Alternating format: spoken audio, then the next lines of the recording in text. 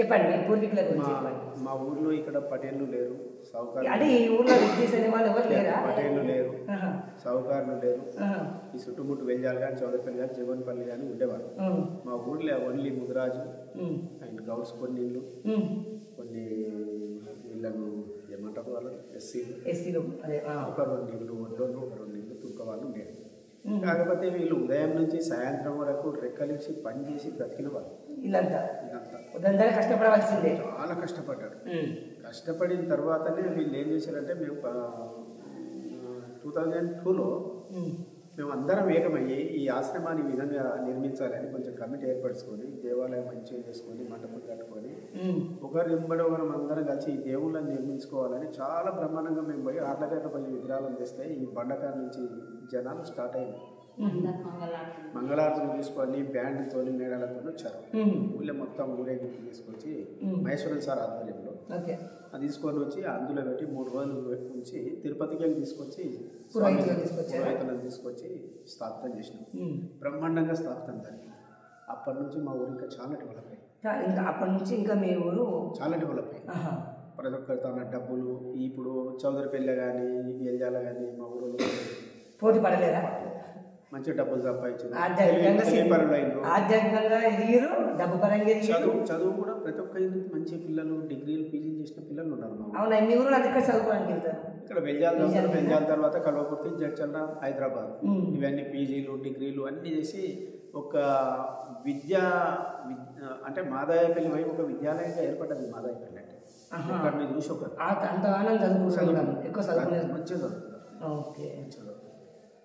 ఇంకోటి ఏంటి, చాలా అందరూ డిగ్రీలు పీజీలు బీడీలు డాక్టర్లు, కానీ ఎంప్లాయీస్ కూడా ఒక 20-10 మంది వరకు ఉన్నారు.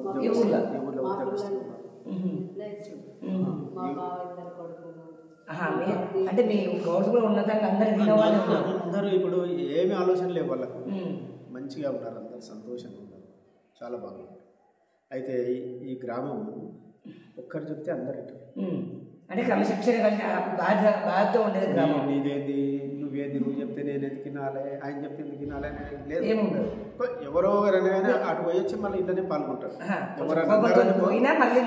వెంబడే వస్తాడు వచ్చి అట్లా కాదు ఈ విధంగా. అయితే ఒక్కరు చెప్తే ఇంటర్వ్యూ ఒక్కరు ఎవరు చెప్పినా కానీ మంచి కార్యక్రమానికైనా చెడు కార్యక్రమానికైనా ఒకరి మాట మీద నిలబడే గ్రామం ఈ ఊరు.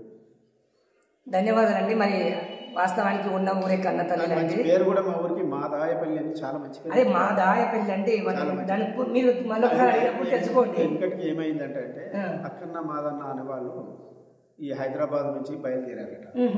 వాళ్ళు రాత్రి సమయం అయిన తర్వాత ఇక్కడ నిద్రించారని మీ పూర్వీకులు చెప్పడం జరిగింది. దానికోసం ఇక్కడ మాదన్న అక్కడ అనుకోవడం వల్ల మాదాయపల్లి అని పేరు పెట్టుకున్నారు.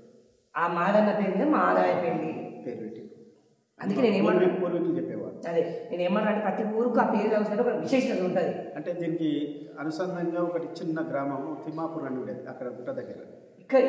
ఈ ఊరికి తిమ్మాపూర్ అని కానీ ఫస్ట్ తిమ్మాపూర్.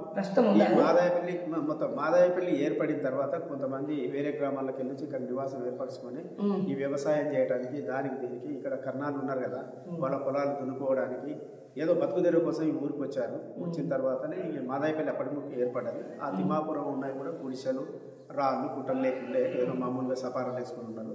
ఒక 3-4 ఇళ్ళు అవి కూడా వచ్చి అక్కడ కూడా ఆంజనేయ స్వామి ఉన్నాడు తిమ్మాపురంలో. మేము చూడగా కూడా ఉన్నాయి. మేము చూడగా కూడా గుట్టరాలు ఉండే సపారాలు లేకుండే. అయితే అక్కడ ఆంజనేయ స్వామి కూడా ఉన్నాడు. ప్రజెంట్గా ఉన్నాడు. ఇప్పుడు ఆయన ఒక్కడే ఉన్నాడు. అక్కడ నుంచి ఇల్లు అన్ని వెళ్ళి వచ్చి మాదాయపల్లినే స్థిరపడిపోయి మా రెవెన్యూ కూడా కొంత మాదాయపల్లిలో కొంత బాగా ఉంది. ఎంత 30% మాదాయపల్లి తిమ్మాపురం ఉంది. ఇప్పుడు తిమ్మాపురం ఊరు ఉందా? తిమ్మాపురం అనే ఊరు లేదు కానీ రెవెన్యూ తిమ్మాపురం ఉంది. తిమ్మాపురం రెవెన్యూ ఉంది. ఇది వెంజాల రెవెన్యూ, అది తిమ్మాపూర్ రెవెన్యూ. అది ఊరు లేకుండా కానీ తిమ్మాపూర్ రెవెన్యూ అయితే మా దగ్గర ఉంది. ఇప్పుడు గవర్నమెంట్ రెవెన్యూలో ఉంది. అవునా? మరి దాన్ని ఎవరు ఎక్కడ ఊరు ఎవరు? తిమ్మాపూర్ అంతే. ఈ మాదాయపల్లి తిమ్మాపూర్ శివారు. ఈ మాదాయపల్లి కన్నా చాలా గ్రేట్ చూడండి. ఈ మాదాయపల్లి కన్నా శివారు లేదు, వెల్జాలే దీనికి శివారు. చౌదరిపల్లికి శివారు లేదు, దానికి వెల్జాలే శివారు. వెల్జాల్ శివారు మీ మాదాపల్లి వారు తిమ్మాపూర్. మాదాయపల్లి కూడా వెలిచాల్సి వారే. తిమ్మాపూర్ శివారు ఆ రోజు 4-5 ఇళ్ళు కట్టినా కానీ తిమ్మాపూర్ శివారు సపరేట్గా ఉంది. దానికి సపరేట్గా ముద్ర పడ్డది. గవర్నమెంట్ రికార్డు ఉంది, యాజ్ ఆన్ టుడే వరకు ఉంది. ధన్యవాదాలండి. మరి ఆయుష్ సత్య గారితో మనము కొన్ని విషయాలు మాట్లాడుకునే ప్రయత్నం చేశాము. మళ్ళీ కలిసినప్పుడు ఆశ్రమ విశేషాలు, వారి ఆధ్యాత్మిక జీవితం ఏ విధంగా ప్రారంభించే ప్రయత్నం చేద్దాం. ఎందుకంటే చాలామంది ఈరోజు పనులు ఉంటాయి కనుక వారి కార్యక్రమాలు ముగించుకున్నారు ఇప్పుడే. నమస్కారం, ధన్యవాదాలండి. నమస్కారం సువర్ణ గారు, ధన్యవాదాలు.